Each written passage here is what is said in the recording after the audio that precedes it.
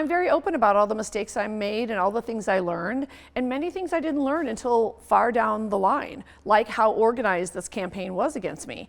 And when I started, it was a few days, I think, after Mueller had been appointed. So I now realize I was just a dangly, a shiny object to dangle and deflect as usual.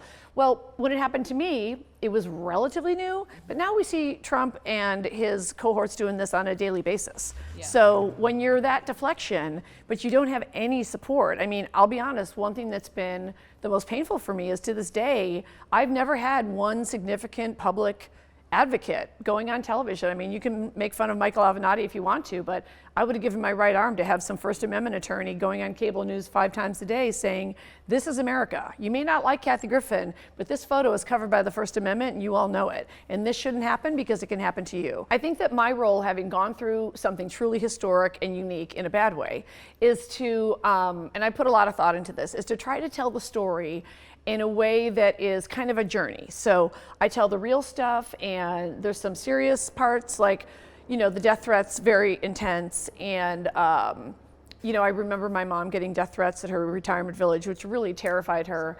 My sister got death threats until the day she died. She passed away of cancer last year during all this.